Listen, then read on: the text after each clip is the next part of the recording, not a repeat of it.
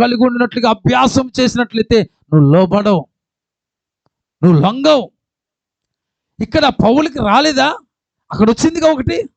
అందరూ కూడా ఏం చేశారు? పౌలయ్యా పౌలయ్యా, నువ్వు యెరూషలేముకి వెళ్ళడానికి వీలేదయ్యా, అక్కడ ఏం చేస్తున్నారు, నిన్ను కాసుకొని కూర్చున్నాను బంధించడానికి అన్నప్పుడు పౌలు వాళ్ళ మాటలకు ఏమంటే లొంగిపోయి దేవుని యొక్క ఆ ఆలోచనను విరమించుకున్నాడండి.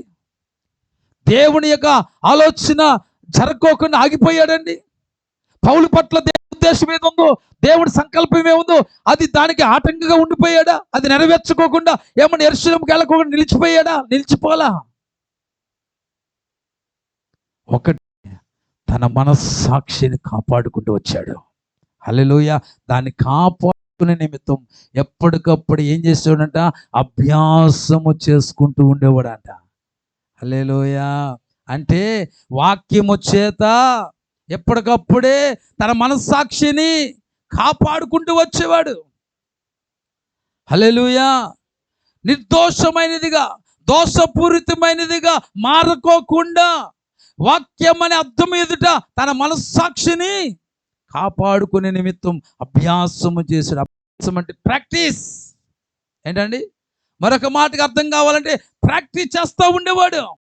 మనం చేస్తాం ప్రాక్టీసులు. ఏమండి? యూట్యూబ్ ఓపెన్ చేస్తారు, చేసి రకరకాల, వాళ్ళ సండే కదా స్పెషల్, దానికి ప్రాక్టీస్ చేయడానికి ఏం చేస్తారు? యూట్యూబ్ ఓపెన్ చేసి కూరలు ఎలా చేయాలని కూర్చొని పక్కనే వాళ్ళన్నీ సమకూర్చుకొని చెప్తారు. గిన్నె తెచ్చుకోండి, ఆ గిన్నెలో కత్త నీళ్ళు పోయండి, కత్త ఉప్పు తెచ్చుకోండి, కన్ని సాల్ట్ తెచ్చుకోండి, లేకపోతే కన్ని అది తెచ్చుకోండి, ఇది తెచ్చుకోండి, అన్నీ రెడీ చేసి పెట్టుకొని ప్రాక్టీస్ చేస్తూ ఉంటారు దాన్ని చూసుకుంటూ. అది ఏదోలాగా మారిపోద్ది. నాకు ఒక చిన్న డౌట్ అండి, చెప్పిందంతా కరెక్టేనండి, కానీ వేసి ముగించేటప్పుడు వచ్చి చూసారా, అది రాంగ్ ఏమనిపిస్తుంది నాకు. అలాగే చేస్తాం మనం కూడా, కానీ ఫినిషింగ్ వచ్చేటప్పటికి దానిలాగా ఉండదు, మనది ఏదోలాగా అయిపోద్ది. నాకు తెలిసి ఫినిషింగ్ ఎక్కడితో తీసుకొచ్చి పెడతారే వాళ్ళు వ్యూస్ పెరుగుతాయి కదా అలా పెడితే. ఈ సత్యం అని మనకు తెలియకుండా మళ్ళీ చేసిన వాళ్ళు వాళ్ళ మీద వాళ్ళు ప్రయోగాలు చేసుకుంటారా? చేసుకోరు. ఆయన ఎక్కడో ఉంటాడు. ఏమండి ఒకసారి రండి, తిని ఆరగించండి, తిని చెప్పండి టేస్ట్ ఎలాగ ఉందో. హల్లెలూయా, హల్లెలూయా. వాళ్ళ మీద వాళ్ళు ప్రయోగాలు చేసుకుంటే పర్వాలా. ముందు రాగానే పాపం ఎక్కడో మూలం కూర్చుంటాడు. అదే అన్నమ్మా, ఇలాంటి ప్రేమలు బాగానే ఉంటాయి. పాపం మా శత్రుకి కూడా అలాగే బుక్ అయిపోతూ ఉంటాడు. అన్నీ వండి పెట్టి అయ్యగారు ముందు పెట్టింది, తిని చెప్పండి ఎలాగ ఉందో. వీళ్ళు తినరు, వీళ్ళకి ఎక్కడ తేడా చేస్తుందని భయం. వాళ్ళకి చేసినా పర్వాలా. మా ఇంట్లో కూడా అదే బాధ్యత, నేను కూడా అదే బాధ్యత. ఏదన్నా సరే ముందు టేస్ట్ చూసి మీరు చెప్పండి, నువ్వు తిను అంటే కాదు, నా నోరు పని చేయట్లేదులే. వాళ్ళు వండింది వాళ్ళకే పని చేయదు. పాపం మేము అనాలి ఆ మాట, మీరు కాదు. ఏమయ్యా పాపం కదా, మనం బుక్ అయిపోతాం. అందుకే నేను స్పెషల్ ఏం అడగట్లేదు ఇంట్లో, ఎందుకు వచ్చింది గోల, మళ్ళీ మన మీద అయ్యి. స్తోత్రం. నేను పాపం ఏమైనా మాటలు మాట్లాడానమ్మా? నాలాంటి వాళ్ళు ఎంతమంది అభాగ్యులు ఉంటారు లైవ్లో చూసేవాళ్ళు. పాపం పాస్టర్ గారు మా బాధను గుర్తెరిగి ఈరోజు మాట్లాడుతున్నాడు అనుకుంటారు వాళ్ళు కూడా. ఈ దెబ్బతో మాకు విడుదల వచ్చింది అనుకుంటారు వాళ్ళు. హల్లెలూయా, హల్లెలూయా. ఏం చేస్తున్నాడంటే అండి, అభ్యాసం చేస్తున్నాడంటే. అబ్బా ఎంత గొప్ప భక్తుడండి పౌలు. ఈరోజు మనం అభ్యాసం చేస్తున్నామా? దినదినము కూడా మన మనస్సాక్షి ఎలాగుందో అది నిర్దోషమైనదిగానే దానిని మనము డెవలప్ చేస్తున్నామా? దాన్ని పోషిస్తున్నామా? దాన్ని కాపాడుకుంటున్నామా? ఎలా ఉంది మన మనస్సాక్షి? నిర్దోషమైనదిగా ఉందా? అది దోషపూరితమైనదిగా మారిపోయిందా? దినదినము కూడా తన మనస్సాక్షిని ఏం చేస్తున్నాడ? అభ్యాసము చేస్తా ఉన్నాడు. ఎందుకు అభ్యాసం చేసుకోవాలి? ఎందుకు ఆ రీతిగా ప్రాక్టీస్ చేసుకోవాలి? ఎందుకంటే లోకంలో 3 విధాల మనస్సాక్షులు ఉన్నాయి. ఇంకెక్కువ ఉండొచ్చేమో, నాకు తెలుసుకున్న 3 మనస్సాక్షులు ఉన్నాయి. దాంట్లో 2 ఉంటే మంచిది, ఒకటి అసలు ఉండకూడదు. హల్లెలూయా. ఒకటి కల్మషము లేని మనస్సాక్షి. ఈ కల్మషం లేని మనస్సాక్షి ఏం చేస్తుందంటే ఇతరుల యొక్క క్షేమాన్ని కోరుకుంటుంది. ఇది హల్లెలూయా. ఇతరుల యొక్క మేలును కోరుకుంటుంది. ఇతరుల యొక్క శాపాన్ని కొట్టివేయాలని చూస్తుంది. ఇతరుల యొక్క కీడు తొలగించాలని చూస్తుంది. ఇతరుల తీర్పులోనికి రాకుండా ఉండాలని కల్మషం లేని మనస్సాక్షి చూస్తుంది. అట్టి మనస్సాక్షి కలిగిన యేసుక్రీస్తు వారు. హల్లెలూయా, హల్లెలూయా. ఇదే పౌలు, హెబ్రీ గ్రంథకర్త అయినటువంటి పౌలు హెబ్రీ సంఘానికి రాస్తూ మాట్లాడిన మాటలు చూడండి ఒకసారి. అక్కడ మనం చూద్దాం. హెబ్రీలకు రాసిన పత్రిక 10వ అధ్యాయము 11 మరియు 12 వచనాలు చూడండి ఒకసారి. 10వ అధ్యాయం 11 మరియు 12 వచనాలు. మరియు ప్రతి యాజకుడు దినదినము సేవ చేయుచు జాగ్రత్తగా వినాలి, పాపములను ఎన్నటికి తీసివేయలేని ఆ బలులనే మాటి మాటికి అర్పించుచు ఉండును. ఏ బలులంట? ఏ బలులు అర్పిస్తారంట? పాపములను ఎన్నటికి తీసివేయలేని బలులు. ఏ బలులు? ఆ బలులు అర్పిస్తూ ఉండేవాళ్ళు. ఎందుకయ్యా అంటే మాటి మాటికి ఆ బలులు అర్పించడానికి, పాపము తీసివేయలేనటువంటి బలులు. వాస్తవమే రాశాడు అక్కడ. ఆ బలులు ఎందుకు పాపాన్ని తీసివేయలేవంటే ఆ బలులు పరిశుద్ధమైనవి కాదు కాబట్టి. ఆ బలులు పరిశుద్ధమైనవి కావు. అవి కూడా పరిశుద్ధత లేనివి, అపరిశుద్ధమైనవి. పరిశుద్ధమైనవి అయితే వాళ్ళ పాపములకు పరిహారం కలిగేది. వారు మరలా పాపము చేయడానికి పూనుకున్న వాళ్ళు కాదు. ఆ బలర్పించే ఆ బలిలో ఏమీ లేదని పరిశుద్ధత లేదు. పాపము నుండి విమోచన శక్తి లేదు, దానికి లేదు. అందుకని మాటి మాటికి ఏం చేస్తూ ఉండేవాళ్ళు? యాజకులు పాపం చేసేది వాడు, పాపం చేసేదోనో ప్రజలు, బలైపోయేదోనో పశువులు. అంటే పశువులను ఒక విధంగా బలైపోతే యాజకులను మరొక విధంగా బలైపోతారు. అంతే. అర్థమైందా మీకు? ఇప్పుడు కాలంలో మీరందరూ మంచోళ్ళే. పాపం చేసేదోనో ప్రజలు, బలైపోయిందోనో దేవుడు. మాటి మాటికి మరలా ఇంకో బలైపోయేది ఎవరు? సేవకులు. ఏంటి ప్రభువా,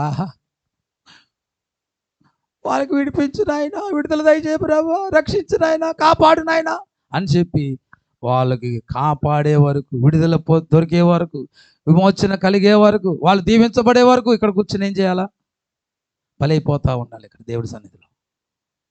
అప్పటి కాలంలో అలా చేసేవాడు. ఇది చూసిన దేవుడు ఏం చేశాడు తెలుసా? ఇది చూసిన దేవుడు చూడండి 12 వచనం.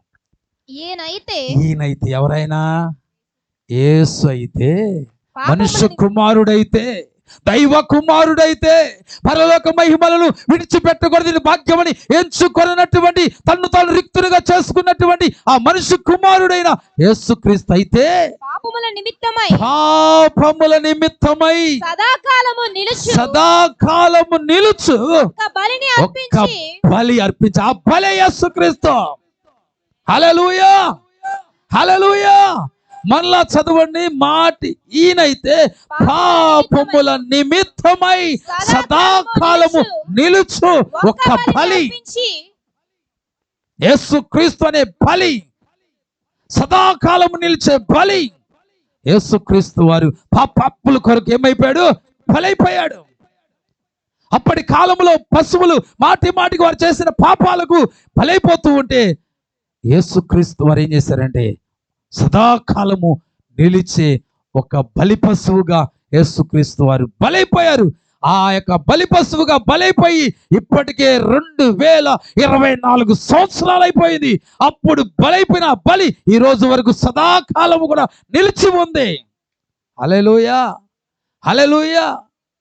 ఎవరి కోసమైతే యేసుక్రీస్తు వారు బలైపోయారో ఆ యొక్క బలైపోయిన యేసుక్రీస్తును గుర్తించి ఆయన సొంత రక్షకుడిగా ఈరోజు స్వీకరించబడిన ప్రతి ఒక్కరు కూడా ఆ బలి పశువు వలన ఆ రక్తము ప్రోక్షించబడింది. ఆ రక్త ప్రోక్షములో ఏమయ్యారంటే నమ్మిన ప్రతి ఒక్కరు కూడా పాప విమోచన కలిగి ఈ రోజు వరకు పరిశుద్ధులుగా జీవిస్తున్నారు. హల్లెలూయా, హల్లెలూయా.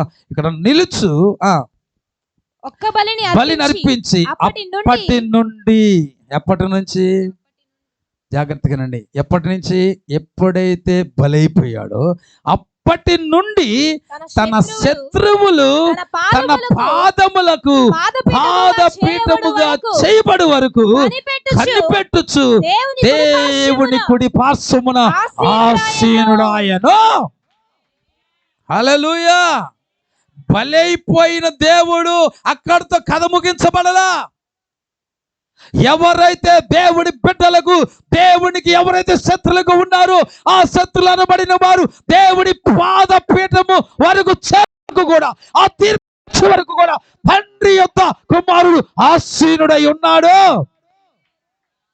కల్మషము లేని మనస్సాక్షి. హల్లెలూయా. ఈరోజు సంఘమా, నీవు కూడా ఎలాంటి మనస్సాక్షి కలిగి ఉండాలంటే కల్మషము లేని మనస్సాక్షి కలిగి ఉండాలి. Praise the Lord. అంటే ఇతరుల యొక్క రక్షణార్థమై అలనాడు పాపాత్మల కొరకు ఏమండి సదాకాలం నిలిచినట్లుగా యేసుక్రీస్తు బలైపోయినట్లుగా ఈ రోజు నీ బంధువుల రక్షణ కొరకు, నీ ఇరుగు పొరుగు రక్షణ కొరకు, నీ స్నేహితుల రక్షణ కొరకు, నీ పొరుగు వారి రక్షణ కొరకు యేసుక్రీస్తు వలె ఒక బలిగా నీవు ఏమవ్వాలంటే ఒక సువార్త బలిగా నువ్వు మారాలి. హల్లెలూయా. ఒక సాక్ష్యము కలిగిన బలిగా నువ్వు మారాలి.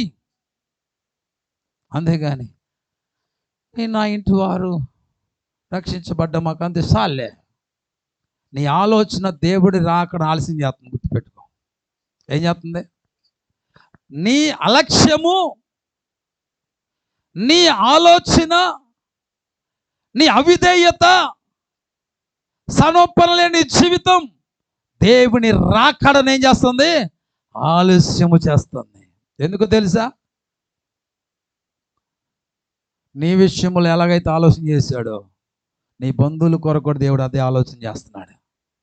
నువ్వు రక్షించబడాలని చూశాడు, అలాగే నీ బంధువులు కూడా రక్షించబడాలని చూస్తున్నాడు. నువ్వు ఎవరి ద్వారాగానో రక్షించబడ్డావు, అలాగే నీ ద్వారా కూడా వాళ్ళు కూడా రక్షించబడాలి. అది దేవుని ఆలోచన. హల్లెలూయా. హల్లెలూయా.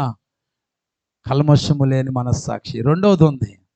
రెండవ మనస్సాక్షి తీతుకు రాసిన పత్రిక 1వ అధ్యాయము 15-16 వచనాలు త్వరగా తీయండి. అపవిత్రమైన మనస్సాక్షి. ఏంటండి చెప్పండి. అపవిత్రమైన మనస్సాక్షి ఇది పవిత్రమైన దానిని ఇష్టపడదు. పవిత్రమైన దేవుణ్ణి ఎరుగను అన్నట్లుగా జీవిస్తూ ఉంటుంది. అపవిత్రమైన వాటిని, అవిశ్వాసమైన వాటిని ఇది ఎక్కువగా ఇష్టపడుతుంది. హల్లెలూయా. చదవండి.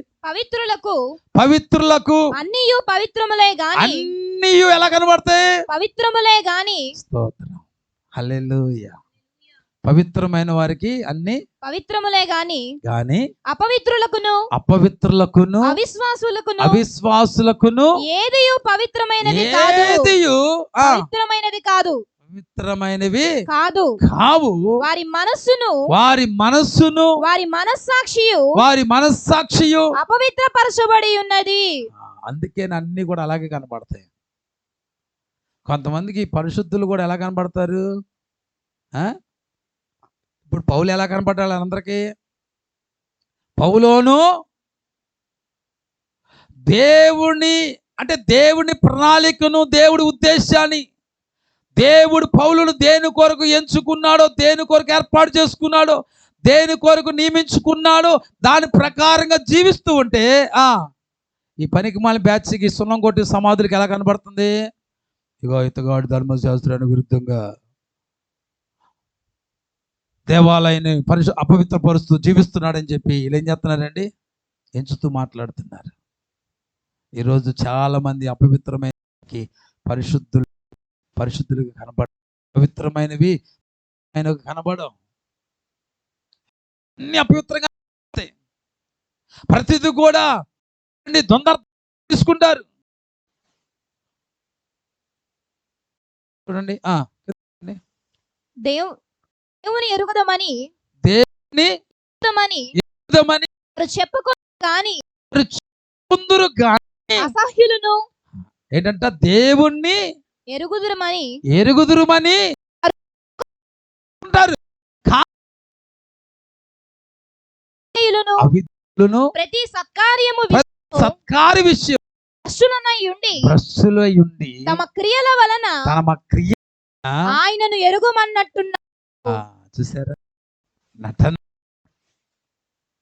దేవుడు మాకు తెలుసు, కానీ వారిలో ఉన్నటువంటి అసహ్యమైన జీవితం, వారిలో ఉన్న అపవిత్రమైన మనసు దేవుణ్ణి ఎరుగునట్టుగా ఉంటారు. వాళ్ళు ఒక మాట చెప్పాలి, చూచి చూడనట్టుగా ఉంటారు. ఎలా ఉంటారు? మేమేం చూడలే, ఏంట్రా ఈ మధ్య మంది, అరే నువ్వు ఎవరినో చూసినాను అనుకుంటా. నేను కాదు అక్కడికి వెళ్ళింది. వెళ్తారు, అసహ్యమైన వారిని చూసి, అసహ్యమైన వాటిని చూసి వీళ్ళు కూడా ఎరుగుమన్నట్లుగా జీవిస్తారు. ఇది రెండవ మనస్సాక్షి. ఒకటేంటండి? కల్మషము లేని మనస్సాక్షి. రెండవది అపవిత్రమైన మనస్సాక్షి. మూడవది నిర్మలమైన మనస్సాక్షి. హల్లెలూయా. చూడండి, పేతురు రాసిన మొదటి పత్రిక,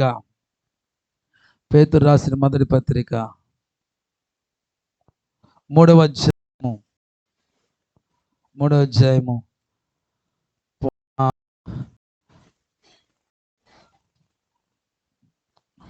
16 వచ్చిన చదవండి. 16. నిర్మలమైన మనస్సాక్షి కలిగిన వారై మీలో ఉన్న నిరీక్షణను గూర్చి, జాగ్రత్తగా వినండి, మీలో ఉన్న నిరీక్షణ గూర్చి హేతువు అడుగు ప్రతివానికి జాగ్రత్తగా, నిర్మలమైన మనస్సాక్షి కలిగిన వారై మీలో ఉన్న నిరీక్షణను గూర్చి. మనలో ఏముంది అంటే నిర్మలమైన మనస్సాక్షి. నిర్మలమైన అంటే ఏంటండి? నిర్మలమైన అంటే శుద్ధమైనది. ఇంకో మాట చెప్పాలంటే పరిశుద్ధమైనది, స్వచ్ఛమైనది. అలాంటి మనస్సాక్షి కలిగిన వారిలో అక్కడ ఏముంటుందా? మనలో ఏముంటుందంట? నిరీక్షణ గూర్చి అంటే వారిలో నిరీక్షణ ఉంటుంది. ఆ నిరీక్షణ గూర్చి మిమ్మును హేతు అడుగు ప్రతి వానికి. అంటే ఇప్పుడు మీరు ఫలానా విషయం ఏం చేస్తున్నారంటే నిరీక్షణ కలిగి ఉన్నారు. స్వచ్ఛమైన మనస్సాక్షి, నిర్మలమైన మనస్సాక్షి మీరు కలిగి ఉన్నారు.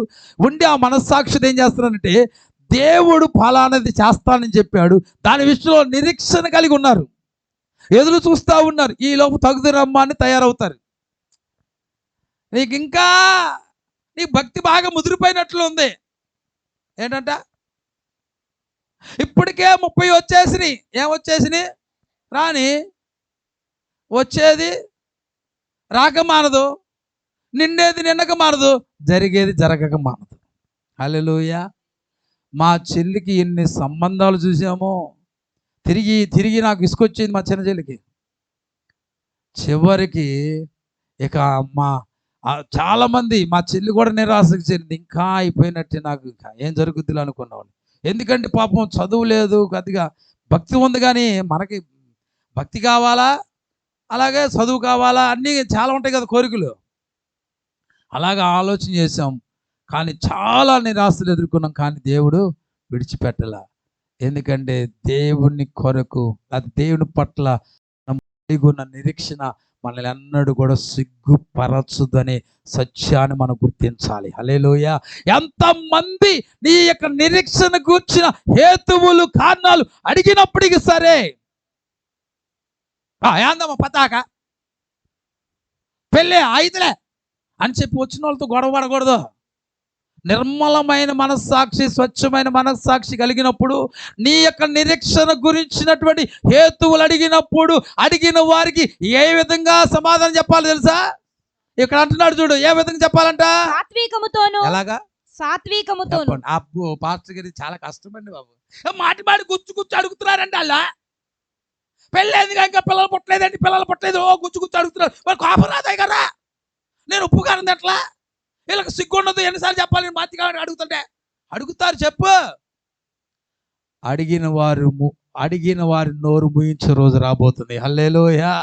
అప్పుడు దాకా వేచి ఉండు. నేను అంటున్నాను, అలాంటి వారిని అనుమతించడానికి కూడా దేవుడి యొక్క అనుమతి ఉండే ఉంటుందేమో. అసలు నీ యొక్క మనస్సాక్షికి ఒక పరీక్ష ఏమో. నీ నిర్మలమైన మనస్సాక్షి, నీ యొక్క స్వచ్ఛమైన మనస్సాక్షికి ఒక పరీక్ష ఏమో. హల్లెలూయా. అలాగైతే అబ్రాహాం అడుగుండ్రా. అసలు అబ్రాహాం ఎందుకు విందు చేశాడు తెలుసా? ఈ అడిగిన వాళ్ళందరికీ నోరు మూయించడానిక. నోరు మూయించడం ఎలాగ మొత్తంతో. స్తోత్రం. శ్రేష్టమైన విందును ఏర్పాటు చేశాడు. ఏర్పాటు చేసి అడిగిన వాళ్ళందరూ కూడా జవాబు ఎలాగ పెట్టాడంటే, ఎలాగిచ్చాడంటే భోజనం పెట్టించాడు జవాబు. స్తోత్రం.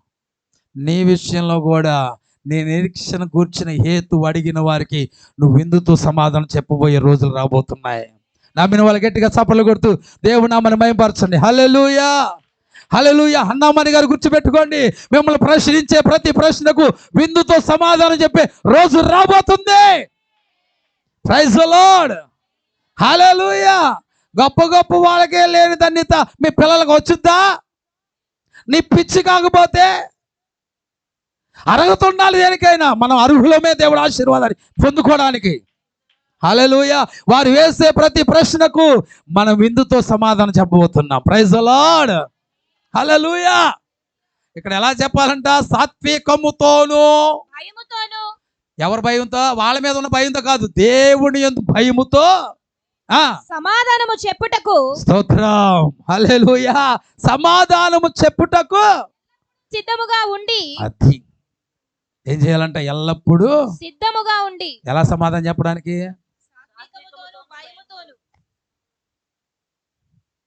అది నిర్మలమైన మనస్సాక్షికున్న ప్రవర్తన. హల్లెలూయా. ఆ మనస్సాక్షికున్న విధానం అది.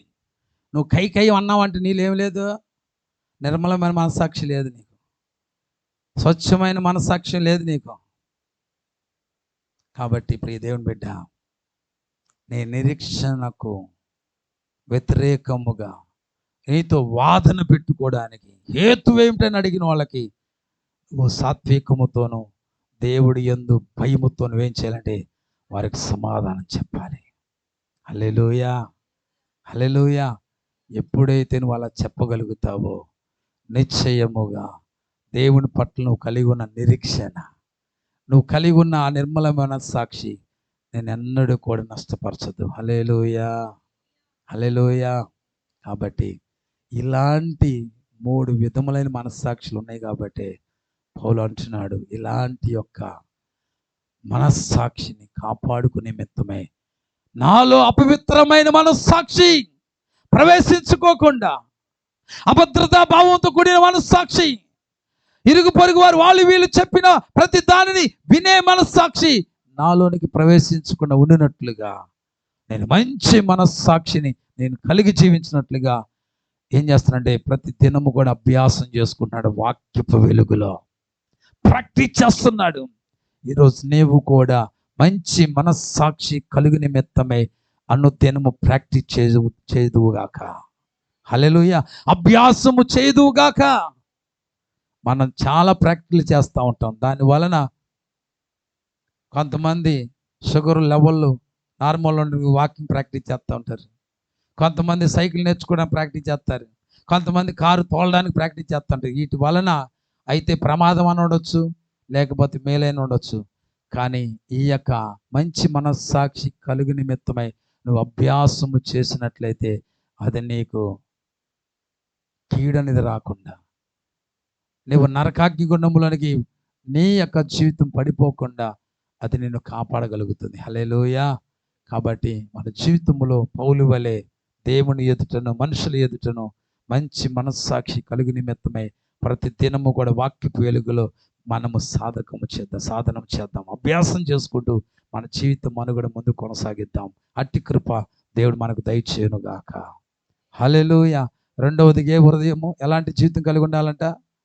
మంచి మనస్సాక్షి కలిగిన వారంగా బ్రతకాలి. అలా బ్రతుకుతే వినేవారు కానీ బోధించేవారు కానీ అలాంటి ఒక జీవితాన్ని కలిగి ఉన్నట్లయితే నిశ్చయముగా వారి మీదకు దేవుని ఆత్మ దిగి వస్తుంది.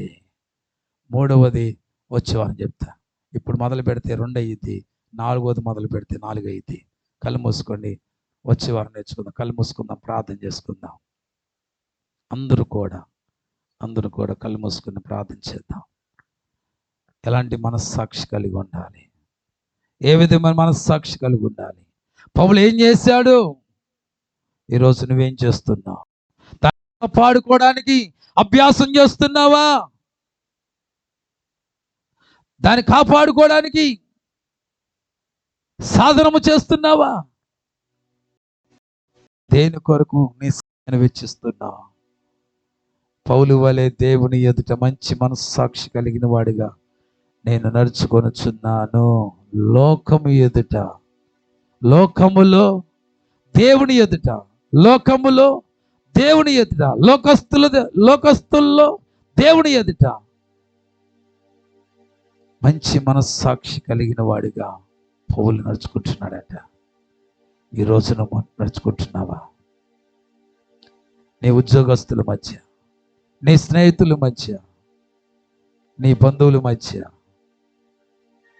నువ్వు ఎక్కడ ఉంటున్నావో, ఏ ప్రజల మధ్యలో ఉంటున్నావో ఆ ప్రజల మధ్య ఒక మంచి మనస్సాక్షి కలిగిన వ్యక్తిగా నువ్వు జీవించగలుగుతున్నావా? మనస్సాక్షిని చంపుకుంటూ ఒకవేళ బ్రతుకుతున్నావా?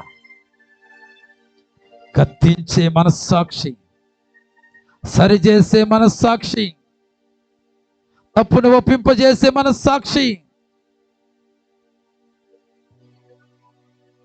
నా దేవుడు నీలో పెట్టాడు. దాన్ని చంపుకొని జీవిస్తున్నావా? ఒకసారి నేను పరీక్షించుకొని ఎలాంటి మనస్సాక్షి కలిగి నువ్వు బ్రతుకుతున్నావు? ఏ విధమైన మనస్సాక్షితో నువ్వు సహవాసం చేస్తున్నావు? ఒకసారి నేను పరీక్షించుకొని ఈరోజు పౌలు వలె దేవుని ఎదుట మంచి మనస్సాక్షి కలిగిన వ్యక్తిగా నువ్వు కట్టుకుందువుగాక. అలాంటి వారికి దేవుడు జీవ కిరీటాన్ని ఇస్తాడు. దేవుని ఆత్మ చేత వారు నింపబడతారు. ప్రార్థన.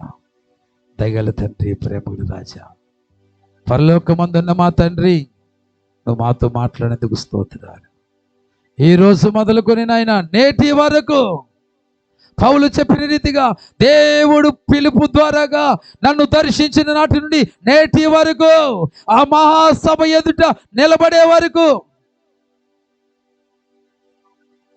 మంచి మనస్సాక్షిని నేను కలిగి దేవుని ఎదుట నడుచుకొనుచున్నాను. ఈరోజు నీవు కూడా అటు రీతిగా నడిపించబడదువు గాక, నడుచుకుందువు గాక. మనస్సాక్షిని చంపుకొని ఎంతకాలం బ్రతుకుతావు? ఎంతకాలం అపవిత్రమైన వాటిని ప్రేమిస్తూ జీవిస్తావు? నీ యొద్దకు దేవుని యొద్ద నుంచి తీర్పు రాకముందే మంచి మనస్సాక్షి కలిగిన జీవితాన్ని కట్టుకో. అది నీలో పెట్టినందుకు నువ్వు దేవుని స్తుతించు. అది త్రోసివేసావా, సాతానుకు నువ్వు శిక్షించబడడానికి అప్పగిచ్చేస్తాడు దేవుడు.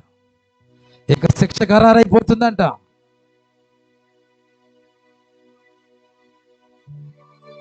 ఎంతకాలం మనస్సాక్షిని చంపుకొని బ్రతుకుతూ వచ్చావు? ఎప్పుడైనా తప్పిపోయిన కుమారుడికి బుద్ధి వచ్చినట్లుగా నువ్వు మార్పు నొందగలిగితే నీ జీవితం ధన్యకరంగా మారుతుంది.